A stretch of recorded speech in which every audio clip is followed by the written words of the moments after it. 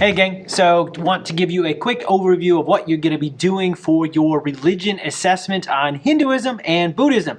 Instead of a traditional quiz or a traditional assessment like you might be used to, we're going to mix it up a little bit and we're going to be creating something called a Pictoword. Now a Pictoword is something that we have done before, so it should look mostly familiar to you. We did it about, 6-8 weeks ago, but I just want to run through everything, make sure you're crystal clear because again, this is an assessment, so you should treat it as such, meaning you should do top quality work like you always do.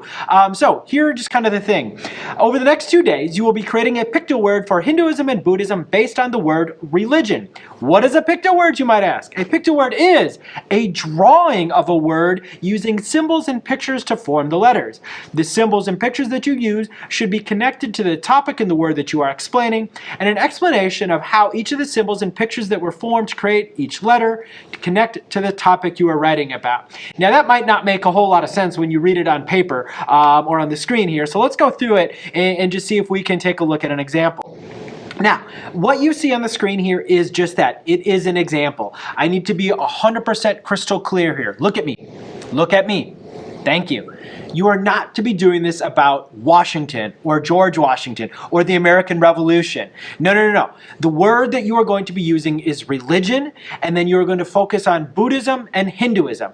Notice, on this example, it is about Washington. Your word is going to be religion. Repeat it after me. My word is going to be religion. Good, just wanted to make sure we were clear on that. And so let's take a look at this example. Notice first, let's take a look at kind of the letters themselves. The W, it looks like a pair of muskets. And lo and behold, as we come down to the bottom where it says W, represents the weapons George's soldiers used. Then we look at the A, and it looks like under the A, it looks like the British flag, and there's kind of an X over it. A represents the unwanted British. And then as we look at the S, it looks like a snake. Snake, a common symbol of the war. And then we look at the H, and the H looks like money. H, money, which Washington's soldiers were short of. Wow, that's a tongue twister. Try saying that one 10 times fast. What Washington's soldiers were short of. What Washington's soldiers were short of. What Washington's soldiers were short of. What Washington's soldiers were short of. What Washington's soldiers were short of. What Washington's soldiers were short of. What Washington's soldiers were short of. What Washington's soldiers were short of. What Washington's soldiers were short of. What Washington's soldiers were short of. Anyway, so that is your example, but one thing I want to really be clear here, notice it's not like an acrostic poem. It's not like W stands for walrus or W stands for Washington or anything like that. It's not like the A stands for artillery or anti-British. It just, the letters themselves are turned into symbols, right? I mean, let's take a look at this letter N here. And it looks like we've got a tree and we've got like two soldiers kind of running out behind the tree here. And we see the N, it's soldiers waiting and hiding behind a tree and waiting to attack, right? A common strategy that was used. So again, notice that doesn't start with the letter N. And so I just really wanted to point that out to make sure you're really clear that this is not an acrostic poem. So yours, again, your Pictoword is about Buddhism and Hinduism using the word religion.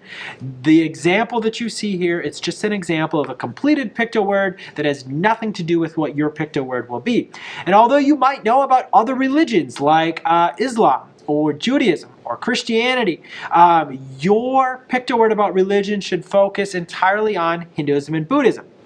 Now, if you want another explanation of the example here, if you click this link, there is yet another screencast. I would play it right now, but that would be like watching a screencast inside of a screencast. And screencastception doesn't sound like a good idea to kick off 2021. That might like rift the space-time continuum. But it's there for you if you need it. So on day one, we've got our directions here. Now I'm going to just explain something to you. To me, it doesn't matter if you do the day one stuff on day one or if you do the day one stuff on day two and you flip the order. No me importa. It does not matter to me. What matters to me is that over the course of the next 2 days, you get this task done. So we've laid it out here on how we would structure it over the course of 2 days, but if your brain operates a little bit different than mine, that's a good thing. And work in a way that works best for you. So you can freestyle a little bit, but I'm only going to give you the directions for kind of what we have here. So on day one, you're actually going to be completing the bottom half of your Pictoword, the explanation of the symbols. So what you're going to do, what I'd recommend doing is review your Hinduism and Buddhism double bubble. Yeah, that's right. I told you you would appreciate having it. Some of you who didn't do the double bubble map, you're going to be sitting there going, oh, me duele a mi cabeza. I wish I had a double bubble map. And those of you who had it, you're just going to be like, what a lovely day, because you've got your double bubble map. Review your Hinduism and Buddhism bub. And then maybe review your Hinduism and Buddhism takeaways. We explained how to get into those in a couple of previous lessons. And maybe just start brainstorming a list of key features or key characteristics about Hinduism and Buddhism. There again, the bub map comes in handy and saves the day. And you're going to start by thinking about symbols or pictures that could go with key concepts about Buddhism and Hinduism, and then think about how you could morph them into the letters R-E-L-I-G-I-O-N, which spells religion. You will use the bottom half of your paper to explain the symbol that you use for each letter and why you use those symbols to connect to what you learned about Hinduism and Buddhism. Again, please note, your symbols and letters do not need to start with the letters for religion. In the example above, the W doesn't stand for anything. It's just two muskets, right, that happen to be shaped like a W. So what you'd probably want to do is you take your sheet of paper, and I'm going to just quickly do this here, and I'm just going to write out the word religion on the bottom half of my sheet of paper. And maybe for the letter R, maybe what I'm going to write is Hinduism is polytheistic, a belief in many gods. Notice, when I wrote Hinduism is polytheistic, a belief in many gods, I don't have a single word here.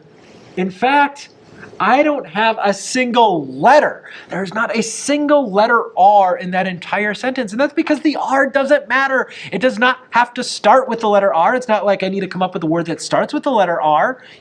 It's not like I need to have the letter R even in here. I just wrote Hinduism is a polytheistic, a belief in many gods. Now, you'd be like, okay, so how do I morph that into like a symbol? Observe. I'm just going to quickly do this right here. And this is just a very, very simple explanation of how you could do this. I'm not a great artist, but I can put forth effort and creativity, and I can be neat with what I am doing. Now notice if you look closely here, that is like the letter R. And in this case, I've got a bunch of stick figures to represent polytheistic or many gods. Now, if I were to be doing this for an assessment, which you are doing, I would jazz it up and go a little bit beyond some stick figures. I'd bust out some color. I'd make some of these gods pop a little bit to kind of represent that they were all sorts of different gods in Hinduism. But again, notice, I've got this idea that Hinduism is polytheistic, a belief in many gods, and then I took this and I've got the visual here. Now this is where I say you might do it the opposite way. You might start by creating your Pictoword first and then coming up with your explanation second. That's up to you. I would start doing it this way. So that's going to be day one. You're going to complete the bottom half. Then on day two, that's when you're going to do this top half, right? So day one, you're going to complete this entire bottom half, and then day two is when you're going to complete the symbols across the top. And that is what you would focus on for day two. Right? Day two directions. Today you will finish your Pictoword. Complete the following steps for today. Draw or color your Pictoword using the symbols that you listed to describe Buddhism and Hinduism using the word religion. You are not being assessed on artistic quality, but the connection and creativity of the symbols to Hinduism and Buddhism.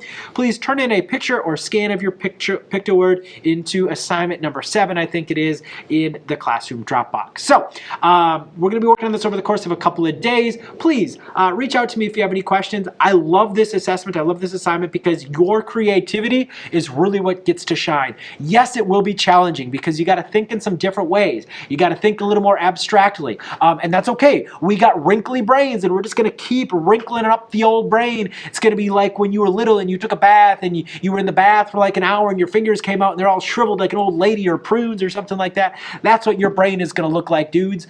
So anyway, hope you're doing well. Let me know if you need anything. Otherwise, I will talk to you later. See ya.